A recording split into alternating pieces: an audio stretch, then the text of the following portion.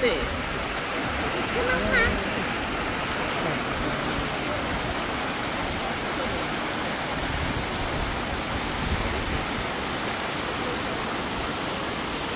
আসসালামু আলাইকুম, সবাই কেমন আছেন? রেগুলার লাইফ থেকে আবার চলে এসেছি আপনাদের মাঝে। নিশ্চয়ই সবাই ভালো আছেন। আজকে আমরা একটা পার্কে ঘুরতে এসেছিলাম আয়াদানাকে নিয়ে। এই পার্কটা খুব সুন্দর, এখানে অনেকগুলো লেক আছে, আর এক একটা লেকে পানির স্রোত এত বেশি, এক একটা ফলস দেখতে এত সুন্দর যা আসলে না দেখে বোঝা যাবে না। তো এখানে আমরা প্রতি সামারে আসার চেষ্টা করি। দুই ধারে এরকম লেক, তারপর লেকের স্রোত আর প্রচুর গাছপালা। এখানে কয়েকদিন পরে যখন পাতা উঠবে তখন বোঝা যাবে যে এখানকার সৌন্দর্য কত সুন্দর। তো আজকে আমাদের বাইরে একটা কিছু জরুরি কাজ ছিল, আমরা শপিংয়েও গিয়েছিলাম। তো বাসায় ফেরার পথে মানে বাবা বললো যে পার্কটাতে একটু ঘুরে যাবে। তো আমরা তাই এখানে এসেছি আয়াতানায়কে নিয়ে। এখানে ঘুরে ফিরে বাসায় চলে যাব। বাসায় আমার একটু রান্না বান্না করবো আজকে স্পেশাল কিছু, কারণ হঠাৎ করে মাথায় এলো যে বাচ্চারা বিকালে আসবে যখন, তখন ওদের জন্য স্পেশাল কিছু রান্না করি, কোনো অকেশন না, জাস্ট এমনিই। তো সবসময় আমি এটা চিন্তা করি যে আমরা ভালো কোনো কিছু রান্না করলে বা বিয়ের পরে, আমাদের বিয়ের পর সবসময় যেমন আমার মার বাড়ি থেকে বা অন্য যার বাসায় আমি শুনেছি আত্মীয় স্বজনের কাছে যে ভালো কিছু রান্না করলে বলি যে জামাইয়ের জন্য রান্না করেছি, জামাইয়ের স্পেশাল খাবার, মানে মেয়ের জামাইয়ের জন্য স্পেশাল খাবার, জামাইদের জন্য এত খাবার দাবার আয়োজন করা হয়, শুধু মেয়ের জামাইদের জন্য স্পেশাল কিছু করা হয়।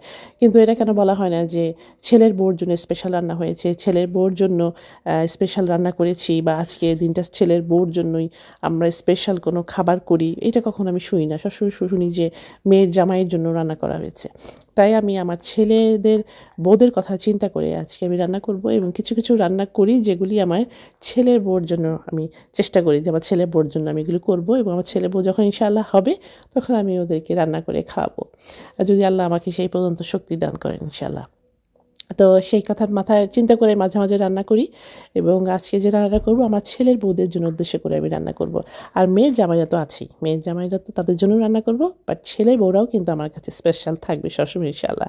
তো আমাকে একজন বলেছিল অনেক দিন আগে যে তুমি এত রান্না বান্না করো, তোমার কিছু মানে শক্তি সেটা তুমি সঞ্চয় করে রাখো তোমার ছেলের বউদের জন্য, বা ছেলের বউ বা মেয়ের জামাইয়ের বা মেয়ের শ্বশুর বাড়ির জন্য কিছু সঞ্চয় করে রাখো, যখন মেয়ের শ্বশুরবাড়ি আসবে তখন তুমি যা রান্না করে খাওয়াতে পারো। তখন আমি জিনিসটা চিন্তা করতাম, তো হ্যাঁ আসলে আমি কিছু জিনিস আমি আমার ছেলের শ্বশুরবাড়ি আর মেয়ের শ্বশুরবাড়ির জন্য আমি আমার কিছু শক্তি বা এনার্জি আমি ধরে রাখতে যাই, যেন ওরা আসলে আমি ওদেরকে রান্না করে খাওয়াতে পারি। সবসময় যে আমার আমার নিজেরই আমার ছেলে বউ শুধু আমাকে দেখবে, আমি কিছু করবো না ওদের জন্য, তা যেন না হয় আর কি। সেই পর্যন্ত আল্লাহ যেন সেই শক্তিটা দান করেন আমাকে, বা সেই শক্তিটা যেন তখন আমার থাকে। তো আজকে আমার ছেলের বউদের জন্য উদ্দেশ্য করে, আমার ভবিষ্যৎ ছেলের বউদের জন্য উদ্দেশ্য করে আমি রান্না করছি। আমি জানি না আমার ছেলের বউরা কে হবে, কোথা থেকে আসবে, আল্লাহ সেটা ভালো জানেন। বাট যেখান থেকে আসুক, যারাই আসুক, তাদের কথা মাথায় রেখে আজকে আমার এই স্পেশাল রান্না আমার ছেলের বউদের জন্য। তো আজকে যে আইটেমটা করছি এটার নাম হচ্ছে মোরগ মাসাল্লাম বা আস্ত মুরগির রোস্ট। এটা আমি আগে কখন ট্রাই করিনি, সবসময় পিস পিস বা লেগ পিস দিয়ে আমি চিকেন রোস্ট করি, আর আজকে এই আস্ত মুরগির রোস্টটা করব। সবাই আশা করি মজা করে খাবে।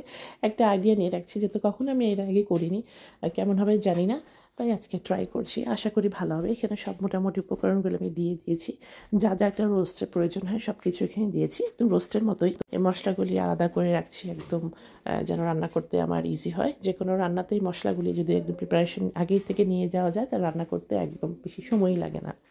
বিয়ের আগে আমার মনে আছে আমাদের বাসায় আমার ভাবিদেরকে আমার মা, আমরা যখন খেতাম আমাদেরকে মা মুখে তুলে খাওয়া দিত। তখন আমার ভাবি, আমার তখন ছোটো ভাইয়ের বিয়ে হয়েছে, তখন আমার ভাই বউকে মানে আমার ভাবিকেও আমার মা আমাদের সবার একসাথে মুখে তুলে খাওয়া দিত, এই স্মৃতিটা আমার মনে আছে। তারপর যেমন ধরেন আমার বিয়ের পরে আমার শ্বশুরবাড়িতে আমি যখন গেলাম, তখন যখন আমরা একসাথে সবাই টেবিলে খেতে বসতাম, তখন আমার শাশুড়ি মা সবার আগে কিন্তু আমার প্লেটে খাবার দিতেন। এই দুটা শিক্ষা আমি আমার দুই মা থেকে পেয়েছি, এবং দুই শিক্ষা নিয়ে আমি যেন সামনের দিকে চলতে পারি, আমি সেটা ট্রাই করি সবসময়। ছেলে বউদের যে ইম্পর্টেন্স দেওয়াটা, এটা আমি আমার মা এবং আমার শাশুড়ির কাছ থেকে শিখেছি। কারণ ছেলের বউরা, আমি তো মনে করি মেয়ের জামাইয়ের তো সেই সম্মানটা তারা পাবেই, কিন্তু ছেলের বউরাও আরও বেশি সম্মান পাবে। কিন্তু যেই মেয়েটা সব কিছু ছেড়ে ছড়ে একজনের হাত ধরে চলে আসে এবং পুরা সংসারটাকে আপন করে নেয়, এবং অন্যের মাকে মা, অন্যের বোনকে বোন, অন্যের খালাকে খালা, অন্যের সম্পর্কে অন্য একটা সম্পর্কে জড়িয়েও তারপর খুব আপন মনে একদিনের ভিতরে ভিতরে সবাইকে আপন করে নেয়, সেই মেয়ের গুরুত্বটা কিন্তু অনেক বেশি। অথচ মেয়ের জামাইয়ের কথা চিন্তা করেন, মেয়ের জামাইরা কিন্তু খুব সহজেই ছেলের বা মেয়ের বাড়িতে অন্যের মা অন্যের খালা বলতে ইতস্তত বোধ করে, কিন্তু মেয়ের বেলাতে কিন্তু তা হয় না। তাই আমি তো ঠিক করেছি ইনশাল্লাহ আমার মেয়ের জামাইয়ের সাথে সাথে আমি আমার ছেলে বউকে অনেক ভালোবাসবো ইনশাল্লাহ। তবে হ্যাঁ, এটাও ঠিক যে দুই পক্ষ থেকে একটা পজিটিভ চিন্তা ভাবনা আসতে হবে। যদি শুধু আমি নিজেই ভালোবেসে গেলাম, ওই পক্ষ থেকে কোনো আমি ভালো রেজাল্ট পেলাম না, তাহলে কিন্তু ভালোবাসাটা আসবে না। তাই দুই পক্ষ থেকেই একটা পজিটিভ মাইন্ড থাকতে হবে, তাহলে মনে হয় ভালোবাসাটা আরও বেশি গভীর হবে। তো যাই হোক, রান্নাবান্না আমি একদম চড়িয়ে দিয়েছি। রোস্টের জন্য কিন্তু মশলাটা খুবই গুরুত্বপূর্ণ। যারা রোস্ট রান্না করেন তারা জানেন যে রোস্টের ক্ষেত্রে মশলাটা অনেকক্ষণ ধরে কষাতে হয়। রোস্টটা মানে মশলার উপরে ডিপেন্ড করে রোস্টের মজাটা। তাই রোস্টার যে মশলাটা সেটা আমি অনেকক্ষণ ধরে সবসময় কষাই, এবারও তাই করছি। অনেকক্ষণ ধরে কষানোর পরে যখন তেলটা উঠে আসবে তখনও কিন্তু আপনার রোস্ট মশলা রেডি না। তেল উঠে আসা মানেই না যে মশলা রেডি হয়ে গেছে। তারপর অনেকক্ষণ ধরে কষাতে হবে। জালটা কিন্তু মিডিয়াম থেকে একটু লো করে নিয়ে তারপর আস্তে আস্তে করতে হবে, কারণ এর মধ্যে ইয়োগার আছে, নিচে লেগে যেতে পারে। তো মশলাটা অনেকক্ষণ কষানোর পরে কালারটা যখন একটু চেঞ্জ হয়ে গেছে, তারপর আমি ভেজে রাখা যে চিকেনটা ছিল সেটা আমি চুলাতে দিয়ে দিয়েছি। আস্ত চিকেনটা নাড়াচাড়া করতে একটু অসুবিধা, একটু বড় কড়াই নিলে ভালো হয়। তো আস্ত চিকেনটা আমি খুব আস্তে আস্তে নাড়াচাড়া করে উল্টাপাল্টা করে দিয়েছি। আশেপাশে মশলাটা দিয়ে খুব বেশি নাড়াচাড়া করলে আবার রান খুলে যেতে পারে। একটা ভুল আমার এখানে হয়েছে, সেটা হচ্ছে যে রানটা আছে চিকেনে সেটা একটু সুতা দিয়ে বেঁধে দিতাম দুই পা একসাথে, তাহলে কিন্তু ভাঙার সম্ভাবনা থাকে না। যদি আমার চিকেনটা ভাঙিনি, তারপর আমি বলছি আমি যখন রান্না করেছি তখন আমি একটু ভয় রান্না করেছি। এই ভয়টা থাকবে না যদি দুইটা পা একসাথে সুতা দিয়ে বেঁধে দেন। যাই হোক, আমি এখন চিকেনটা সিদ্ধ হওয়ার জন্য দিয়ে দিচ্ছি। চিকেনটা সিদ্ধ হয়ে গেছে, ঝোলটা একটু কমে আসছে। এর মধ্যে আমি একটু দুধ দিয়ে দিলাম এর ভিতরে।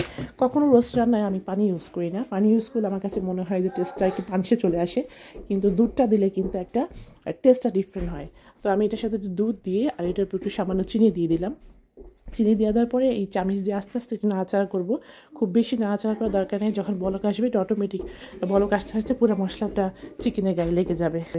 এখন দেখেন কালারটা কত সুন্দর এসছে, দারুণ একটা কালার এসছে। এর সাথে পোলাওটা তো মাস্ট। আমি এখন এই পাশেই চুলাতেই কিন্তু পোলাওটা চড়িয়ে দিয়েছি। পোলাওটা হয়ে গেলে এর মাঝে যখন চিকেনটা দেবো, ওটা দেখতে যে কত সুন্দর লাগবে এটা ভাষায় বর্ণনা করা যাবে না। তবে এই মানে মোরগ মশলার যে আইটেমটা, রেসিপিটা, এটার মেইন মজাটা কিন্তু ঝোলটা যত মজা তত কিন্তু খেতে মজা লাগবে।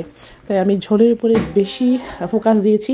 ঝোলটা যদি মজা হয় তাহলে কিন্তু পুরো খাবারটাই অনেক মজা হবে। তো চিকেনটা একদম রেডি হয়ে গেছে। এখন দেখতে পাচ্ছেন চেহারাটা অনেক সুন্দর। কয়েকটা কাঁচামরিচ আমি উপরে দিয়ে দিয়েছি। এখন খাওয়ার পালা। আমার পোলাওর যে ইয়েটা আমি বসিয়ে দিয়েছিলাম পাশের চুলায়, সেটা অলমোস্ট হয়ে গেছে, একটু করে বলক আসছে। আর এর মধ্যে আমি সাজিয়ে ফেলেছি পোলাও হয়ে গেলে একদম মোরগ মশলার সেই রেসিপিটা। আর এত মজা হয়েছে খেতে। আমি আমার নিজের রান্না আমি প্রশংসা নিজে করছি না, আমার ছেলেরা আমার হাজব্যান্ড সবাই বলেছে খেতে অনেক মজা হয়েছিল। আপনারা ট্রাই করতে পারেন কিন্তু এই মজাদার মোরগ মশলা। আর এর সাথে কিন্তু ডিমটা একদম আবশ্যক, ডিমটা দেওয়া লাগবে, তাহলে খেতে মজা লাগবে না। ওদিক দিয়ে আমার ছেলেমেয়েরা টেবিল সাজিয়ে ফেলেছে, এখানে সব তারা অ্যারেঞ্জ করে ফেলেছে। এর মধ্যে আমি নিয়ে আসলাম মজাদার মোরগ মশলা।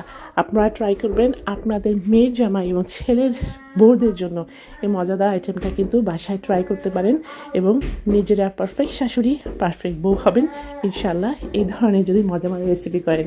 সবাই ভালো থাকবেন, সুস্থ থাকবেন। নেক্সট ভিডিও দেখার জন্য আমন্ত্রণ রইল। ইনশাল্লাহ দেখা হবে আবার। আসসালামু আলাইকুম। Please like, share and subscribe our channel. Thank you.